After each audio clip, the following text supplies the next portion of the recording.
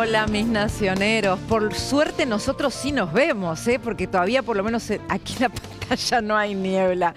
Pero ¿cómo decirles? Esto viene a ser también una metáfora de la realidad política. La política en la niebla, a ver si vemos algo. Política en la niebla, ¿dónde está? Ahí está, la política en la niebla. ¿Y por qué le pusimos este nombre al comentario político de hoy? Porque la realidad es que si uno se plantea la política en términos de visibilidad, de respondernos a la pregunta de qué va a pasar, la visibilidad es muy cortita. Es tan cortita como en este momento lo plantea la meteorología. Y vamos a empezar con un cálculo, porque acá les decía recién que hay dos trenes en destino de colisión. ¿Alguno frenará? ¿Qué es lo que va a pasar? Y en el medio lo que hay es una puja por plata. De un lado, el gobierno sentado sobre la caja dice no hay plata y los gobernadores piden fondos y se pusieron de acuerdo. Pero vamos a poner los números en la mesa.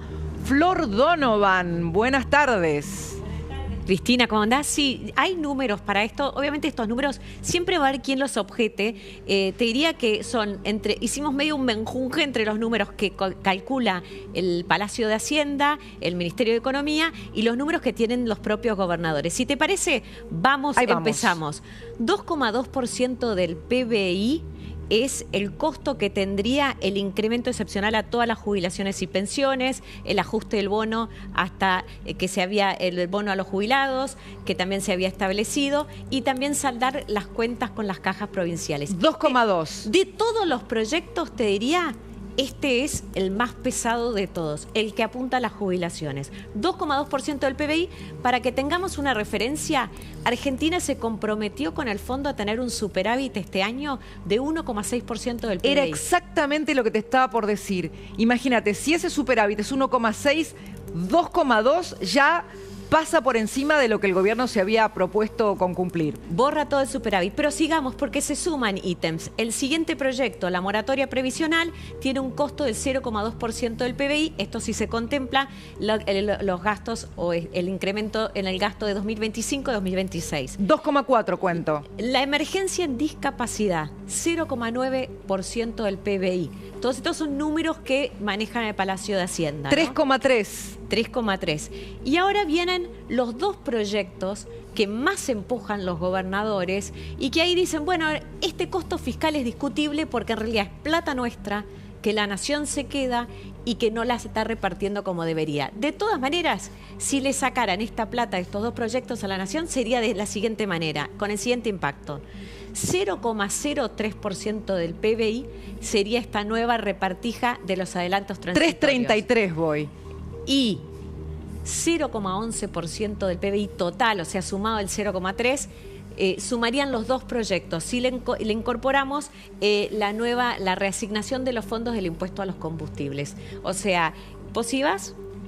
¿3,34 cuento? ¿O 3,4?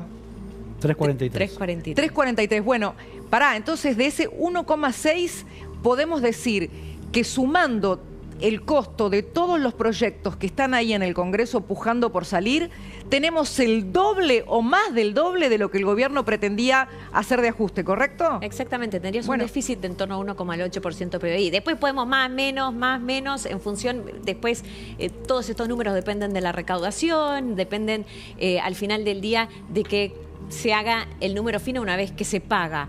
Pero sí, borraría por completo todo el superávit fiscal y obviamente este compromiso del gobierno de mantener este ancla no solo con el fondo, sino tal vez con el propio gobierno, con lo que es el corazón del plan económico, ¿no? Vuelvo entonces aquí. Por eso les decía, amigos, que esto es la política en la niebla. Porque cuando hablamos del equilibrio fiscal, estamos hablando de la columna vertebral del gobierno.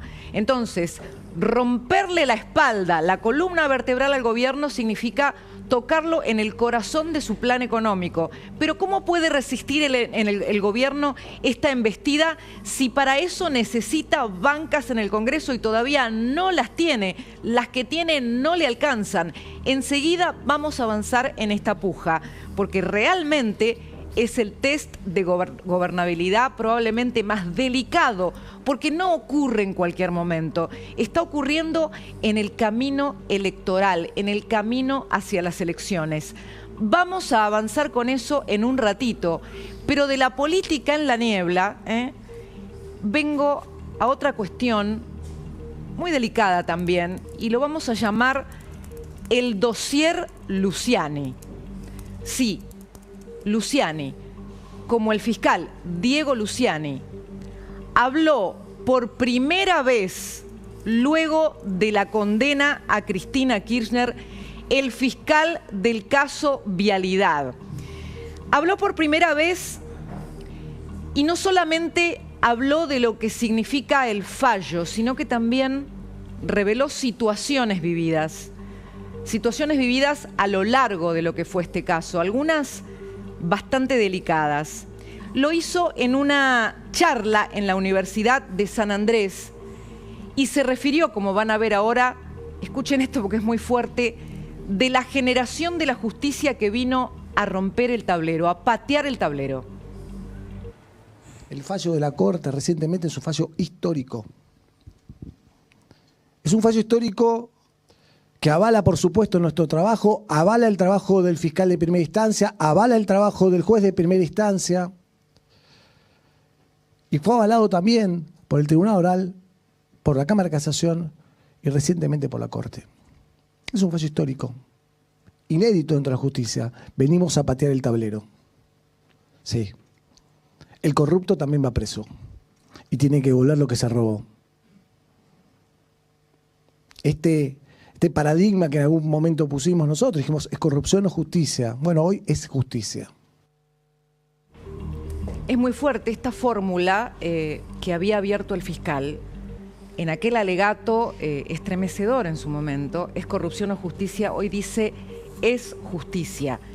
Pero van a ver algo dramático ahora, porque el fiscal Luciani cuenta la gran paradoja, que a él sí, al que podemos decir metió presa a Cristina, lo nombró Cristina. En el año 2013 me nombró por decreto presidencial Cristina Fernández de Kirchner. Qué paradójico, ¿no? Rompí el tablero. Qué paradójico, ¿no? 5 años después lo estaba juzgando. Esto es lo que tenemos que hacer nosotros. No nos tiene que interesar el color político que tenemos adelante. Tenemos que interesar los hechos, las pruebas. Tenemos que defender los intereses de la sociedad. Y nos tenemos que hacer fuerte en las presiones, ¿no? Y acá viene la otra cuestión, porque hasta ahí había datos que habíamos dado todos nosotros al contar este caso. Pero el fiscal Luciani reveló anécdotas. Anécdotas como, por ejemplo, lo que pasó en el contexto de las primeras audiencias del juicio de Vialidad. ¿Y por qué era un contexto especial? Porque empezaba a ocurrir algo que no tenía antecedentes. Empezaban a investigar en un juicio oral a una expresidente en momentos en que acababa de asumir como vicepresidente. Y miren ustedes lo que cuenta Luciani que les pasó en la primera audiencia, cuando entraban a la sala de audiencias. Ganan las elecciones, día lunes, vamos a la sala de audiencias. Teníamos unos testigos. Y la verdad que llegamos a la sala de audiencias y había una algarabía ahí adentro por parte de algunos abogados. Algunos abogados fueron extraordinarios, pero otros no tanto. Sobre todo los que defendían las cabezas más grandes, ¿no? Y nos gritaban desde atrás, ¿qué hacen ustedes acá? Nosotros sentados, ¿qué hacen ustedes acá? ¿No se dieron cuenta que esto terminó? Se terminó todo. Pensaron que por ganar las elecciones nos iban a amedrentar a hacer nuestro trabajo y cumplir con nuestro deber. ¿Ustedes son conscientes de lo que acaba de contar Luciani? Se terminó todo. ¿Qué hacen ustedes acá? Les decían. Un apriete en plena sala de audiencias. Imagínense ustedes si los fiscales hubieran decidido en ese momento dar marcha atrás porque les daba miedo. Solamente supongan ese escenario. Si decían, nos da miedo.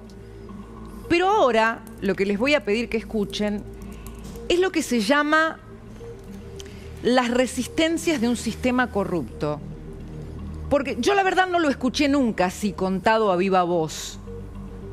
Cómo el sistema corrupto empezaba a defenderse. Pero creo que también acá van a ver algo que según Luciani sigue pasando. Y yo les pido, antes de analizarlo, y le pido a Cami que preste especial atención, escuchen lo que describe Luciani sobre el sistema corrupto y cómo se defiende a sí mismo. Y el sistema corrupto, obviamente que van a ofrecer resistencia. Y lo vemos hoy. Con una condena confirmada, siguen ofreciendo resistencia. Entonces, comienzan las presiones a los fiscales, presiones sutiles.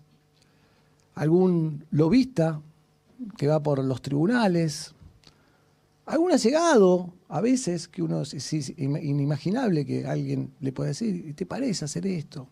Mira el problema que vas a tener antes del juicio. O un abogado que se presenta y fíjese, doctor, este juicio no puede empezar. ¿Le parece que puede empezar? Sí, puede empezar. Debe empezar. Entonces, cuando fracasan, comienzan las presiones más brutales, ¿no? El poder político intenta presionar, embisten a cualquier funcionario que los vaya a poner en evidencia, ¿no? Cuando el poder político corrupto está en el poder, aplican todo el poder del Estado para disciplinar, para amedrentar a jueces y a fiscales íntegros que están cumpliendo con su misión. Y esto lo hacen sencillamente para defender sus propios privilegios. Yo les hago una pregunta. ¿Qué pasaría si el fiscal Luciani le pone nombre a cada uno de esos estratos? Yo preparé la escala que él acaba de revelar, una escala de presiones a la justicia que funciona de menor a mayor. Y preparé la escala para analizarla y para mostrárselas a ustedes, de lo que acaba de decir Luciani en esa conferencia en la Universidad de San Andrés. Él habló de dos tipos de presiones. Primero, presiones sutiles. Vienen los lobistas, dice. ¿Me seguís, Cami, no? Sí. Primero vienen los lobistas, presiones sutiles. Después vienen los allegados.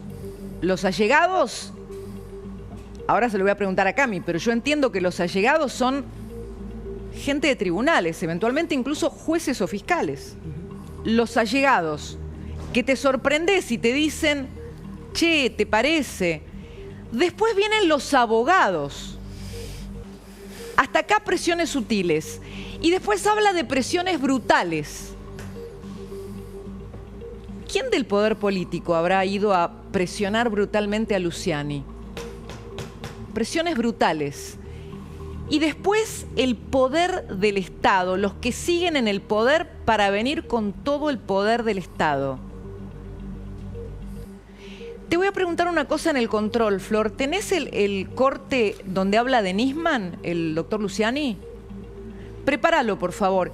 Yo voy a la mesa y le pregunto a Camila Dolabjan, que es periodista de investigación, es decir, que husmea donde el poder no quiere que nadie se meta. ¿Qué te dice a vos, Camila, esta jerarquía de presiones sutiles y brutales a la que se refiere el doctor Luciani?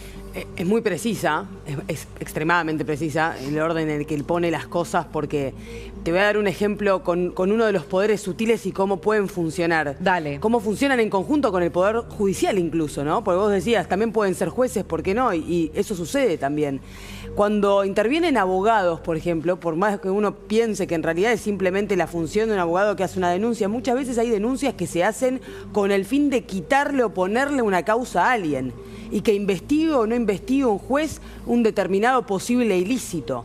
Desde esas cosas que son sutiles pero generan intervención dentro de lo que debería ser la justicia ciega del Poder Judicial, hasta el poder del Estado, que se siente con todo el peso cuando alguien interviene en el normal funcionamiento del poder corrupto. Bueno. Y eso le pasa a la justicia, le pasa al periodismo y le pasa también al poder político, al propio poder político. Mira, cuando estaba pensando en el tiempo en que se produjeron estas jerarquías de presiones, las presiones sutiles y las presiones brutales, estamos hablando de por lo menos a lo largo de 3 años.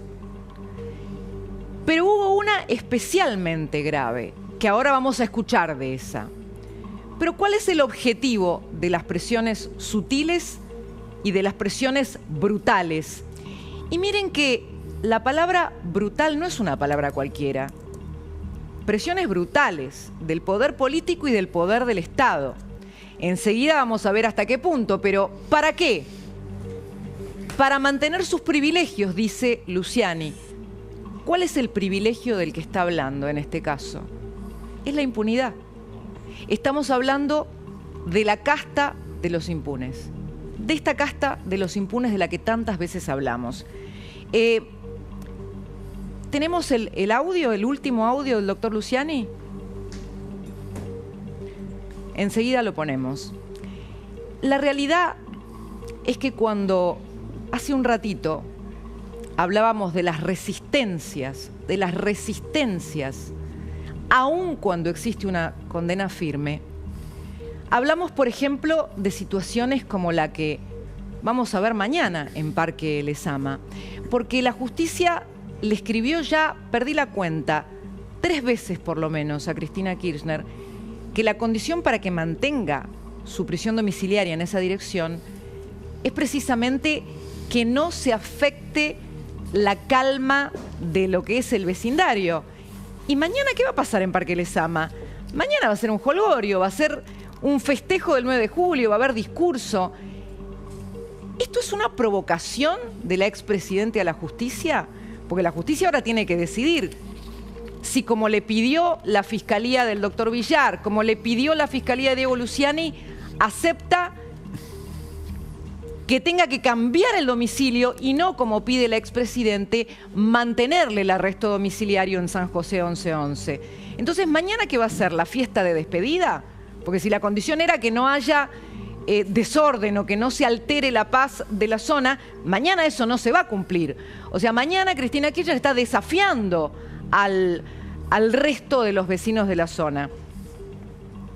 Y mientras sigo esperando hacerles escuchar el último corte de esta conferencia del doctor Diego Luciani, quiero preguntar en la mesa, porque obviamente vos tenés experiencia, Camila, pero no es frecuente escuchar a un fiscal decir las cosas que dijo el doctor Luciani en la Universidad de San Andrés. No, han sido pocos. Me recuerdo también a Delgado, ¿no? Con sus libros, incluso develando muchas cosas de lo que sucedía en los sótanos de la justicia. Y esto sucede también hoy, ¿no? Digo, estas dinámicas pasan ahora en este preciso momento en, por ejemplo, Comodoro Pi, que por otra parte, y no me canso de repetir esto, Cris, va a tener una reestructuración muy importante. Es decir, cómo avanza la justicia respecto de las causas de corrupción va a tener un vuelco muy interesante a partir del 11 de agosto si se termina por definir la implementación del sistema acusatorio, que en criollo significa que pasan a tener más poder los fiscales que los jueces respecto comparativamente a lo que es el sistema actual en la investigación de las causas de corrupción, Comodoro Pi siendo el epicentro de esto, ¿no? Y ahí vamos. Lo que decía de las amenazas y las presiones brutales, con este ejemplo, el último corte de esta conferencia del doctor Luciani, que no era conocida hasta ahora y que es su primera expresión después de la condena a Cristina Kirchner. Lo último, ¿no? Que es el expresidente Alberto Fernández, 2 días después de mi alegato, en un programa de televisión, dijo: Nisman se suicidó, yo espero que Luciani no se suicide. La asimetría del poder, del poder político con un fiscal que está haciendo su trabajo, ¿no? Y una aclaración. La hipótesis investigativa es que a Nisman lo mataron. Digo, a pesar de estas presiones y operaciones mediáticas vergonzosas, intromisiones indebidas, impensadas en democracia, quiero decirles que nunca dudamos de lo que teníamos que hacer. Nos mantuvimos firmes en nuestro... Bueno, amigos, y este caso, es apenas el 10% de la corrupción de las obras de infraestructura. El 90% restante espera en la causa Cuadernos de la corrupción. El juicio empieza en noviembre. Pero ahora el gobierno tiene un desafío mayúsculo. Y se lo voy a poner en términos de cómo me lo dijo un funcionario que acompañó a Javier Iguazel en la gestión de Dietrich durante el gobierno del presidente Macri, cuando se aportó pruebas invaluables para que esta causa llegara a su fin. Y me dijo exactamente, la gestión de Milei ahora tiene el desafío de cómo hacer para que los 40.000 kilómetros de rutas nacionales no se caigan a pedazos. Creo que el desafío que tiene el gobierno es de asegurarse de que las rutas no se caigan a pedazos en los próximos años. Y no sería necesariamente culpa de ellos, sino que tiene mucho que ver con la herencia que viene, se la podés rastrear hasta el principio del kirchnerismo, incluso los 90, que es cuando empezó la decadencia de todo el sector, pero especialmente después del gobierno de Alberto Fernández, con el cuarto kirchnerismo, que ahí comenzó el vaciamiento de vialidad. Enseguida le vamos a preguntar a uno de los funcionarios a cargo en el gobierno nacional, a Maximiliano Fariña, que está en nuestra mesa, cómo van a hacer. Porque lo que hay que desmontar es un sistema que se llamaba Dirección Nacional de Vialidad, pero eso era un cartón pintado. En realidad, atrás de ese cartón había gente que no ponía la plata en las rutas, se la llevaba porque las rutas están destrozadas. Entonces, ¿cómo van a hacer para que las rutas finalmente se hagan? Porque hay 10.000 kilómetros que sí, que tal vez con peajes se puede arreglar que eso tenga una ecuación económica.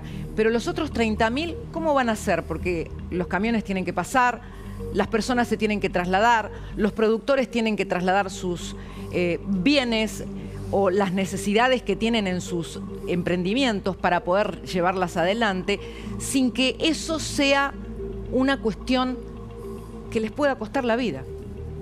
Dicho esto, volvemos a la política en la niebla. Creo que hoy al gobierno la niebla lo salvó. Como decía Hugo Machiavelli, las fuerzas del cielo lo salvaron al gobierno de una foto vacía. Una foto vacía que iba a adelantar una situación muy compleja en el Congreso de la Nación. Y yo les hablaba de la niebla como una metáfora de una situación política de muy poca visibilidad. ¿A qué me refiero? Al factor incertidumbre que está desatado. El Senado de la Nación y la foto de esta noche, la foto que no fue, donde iba a haber apenas 3 gobernadores con el presidente, el Senado de la Nación está en modo conspiración.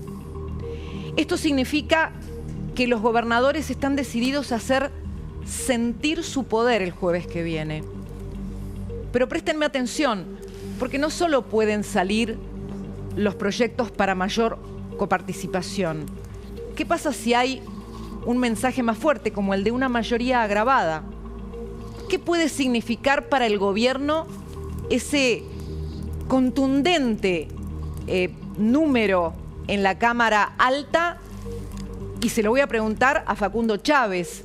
¿Qué significaría que la oposición en el Senado, la dialoguista y la radicalizada, le haga una escena de demostración de poder, con, por ejemplo, una mayoría agravada reunida para votar en contra de lo que pretende el gobierno? Facundo.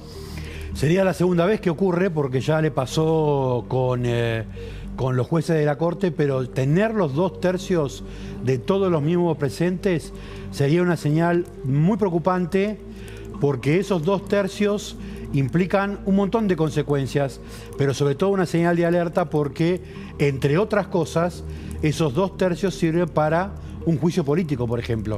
Y es una señal muy preocupante. Y ahí, porque esa señal, el otro día Luis Juez me la ponía en términos de esas señales que hacen temer por las situaciones de eventual quiebra institucional, que hoy al presidente, ¿qué lo protege? Lo protegen los resultados de su plan económico, lo protege la popularidad que tiene, porque es la figura gravitacional en un contexto de fragmentación donde no asoma otro líder político, pero también puede pasar que ese mismo día se aprueben leyes que tienen media sanción, las ha nombrado Florencia Donovan, y ahí nos vamos a diputados.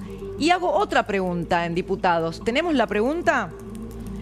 ¿Tiene el gobierno los 85 héroes? Mi cuenta es que hoy no tiene los 85 héroes tan asegurados como el año pasado.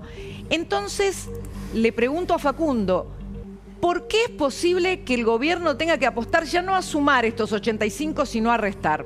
Va a tener que restar porque esos 85 que son el requisito para tener el tercio de la Cámara de Diputados, hoy no está, y por lo tanto lo que necesitan es que ese 257, que es el número total de diputados, se reduzca para no necesitar esos 85, que no sean 257, sino que sean menos de 230, 220, que es el total que el gobierno aspira a poder descontar de ese total. ¿Por qué?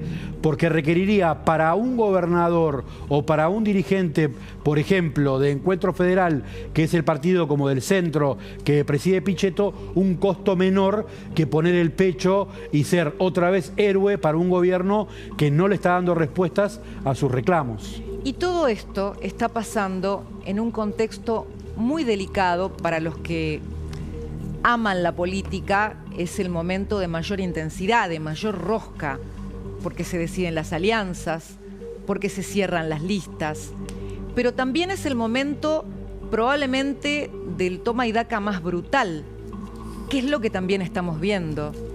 Lo que estamos viendo, por lo pronto, es que lo que va a pasar dentro de 48 horas aún es imposible anticiparlo. También es imposible anticipar sus consecuencias. Y también es imposible saber cómo se van a mover los actores políticos, porque hay cuestiones que priman por estas horas en todos los espacios políticos. La paranoia, las desconfianzas, las sospechas, porque en este momento se están jugando los lugares de poder. Bien, ¿esto es urgente? Urgente, a ver.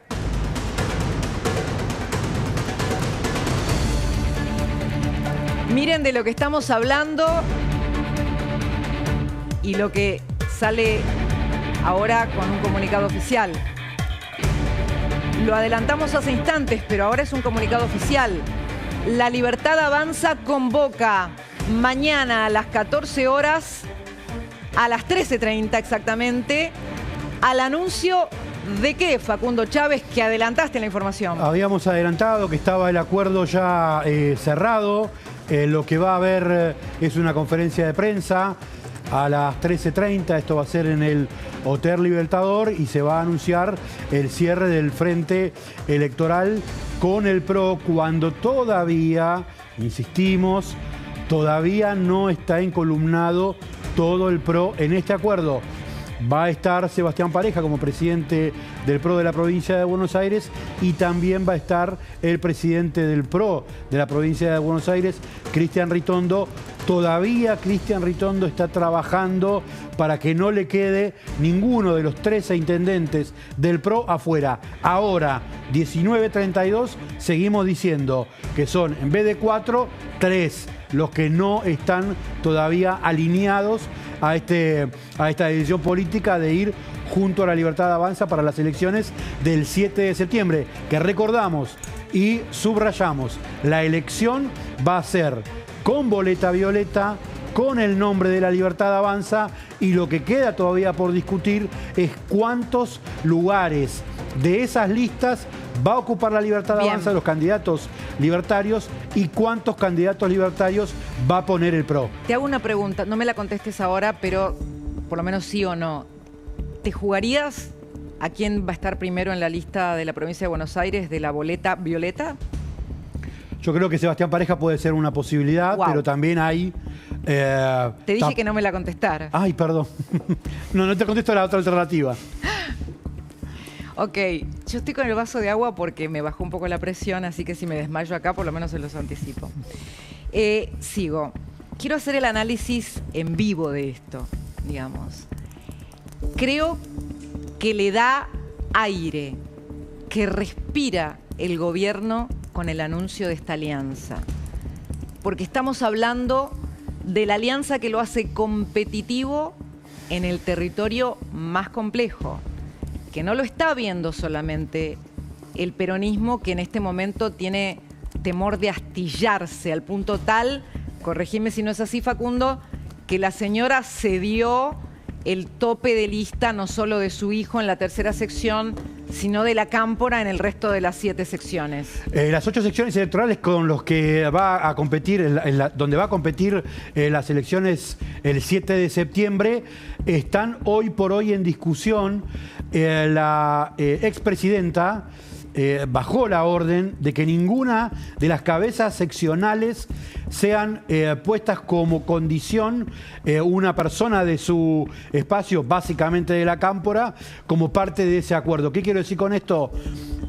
Máximo Kirchner ya no es la cabeza de lista de la tercera como reemplazante de Cristina Kirchner obligada. No va a ser el nombre de Máximo Kirchner hasta ahora la condición que va a poner la Cámpora para armar las listas. Puede ser Máximo Kirchner, puede ser Mayra Mendoza, puede ser alguien que ponga Axel Kicillof. Bien. Hoy por hoy las cabezas de lista están en discusión, pero ya no la tiene asegurada nadie de la Cámpora. Bueno, complicado. A esto se suma el costo de los errores propios. A este panorama complejo en el Congreso, complejo en el armado de alianzas. Bueno, está complejo en el armado de alianzas para todos. Está complejo para todos. El gobierno acaba de respirar con una negociación que fue durísima, que eventualmente va a generar una ruptura en el PRO, que mañana ya tiene forma de anuncio, pero que costó muchas reuniones a lo largo de bastante tiempo. Recuerden ustedes las fricciones en la relación Milei-Macri, ¿no? O sea, el anuncio de mañana costó muchísimo. Incluso costó hasta el nombre del frente, que ahora va a ser un frente que se llama La Libertad Avanza, y la boleta violeta, pero eso costó muchísimo. Pero le da un respiro al gobierno. Después están los errores propios. El domingo pasado el presidente visitó un templo evangélico en el Chaco y hoy la justicia le puso la lupa al hijo del predicador luego de hablar de un extraño milagro de 100.000 pesos que se habían convertido en $100.000. A ver. Y fue una experiencia que nos permitió tener la fe para arrancar algo tan loco como la edificación de este templo. O sea, en la caja de seguridad se tenían pesos guardados, que era como un ahorro del ministerio de evidencia que se tenía ahí, y la contadora tenía el registro, llevaba el registro de lo que había ahí, ¿no es cierto? Y bueno, cada cierto periodo de tiempo mi papá iba a hacer como un arqueo, entonces había pasado un poquito más de un año, entonces mi papá fue y le dice a la contadora, según lo que yo tengo registrado es 100.000 pesos lo que hay ahí. Y mi papá se acordaba que era eso. Entonces fueron, mi papá fue con la caja de seguridad del banco, cuando abrió había 100.000, había 100.000 también, pero eran dólares. Para nosotros que no fue ni la primera ni la última experiencia similar, pero no en esa magnitud, sí fue la primera. Bueno, la justicia no cree en los milagros, entonces va a investigar esto porque le pareció muy raro que los 100.000 pesos se convirtieran en $100.000, ¿no? Yo esto nunca lo había escuchado. Miren que uno escucha justificaciones en este país hemos escuchado tantas justificaciones con respecto al dinero, pero lo del milagro es realmente nuevo. Y después la otra cuestión tiene que ver con el avión de la polémica. Hoy la justicia ordenó varias medidas de prueba, entre ellas identificar para llamar a declarar a los funcionarios de la aduana, de migraciones y de la Administración Nacional de Aviación Civil que participaron del control irregular del avión que traía a Laura Belén Arrieta, el avión de Leonardo Scaturice, y además también pidió las imágenes, como anticipó Hernán Capielo en La Nación Más, las imágenes del control del avión en los Estados Unidos para saber de qué aeropuerto concretamente había salido. Dicho esto, la moraleja puede ser: sin minoría parlamentaria y en camino a elecciones, el orden político es más que primordial. El gobierno lo consiguió probablemente en parte con esta alianza con el PRO, pero a partir de ahora cualquier error autoinfligido puede salir mucho más caro. Con respecto a Cristina Kirchner y al acto de mañana, 9 de julio, lo quiero poner al nombre ahora. Es un desafío a la justicia. Como decía Luciani, con condena firme, los impunes siguen resistiendo. Y me voy a la mesa.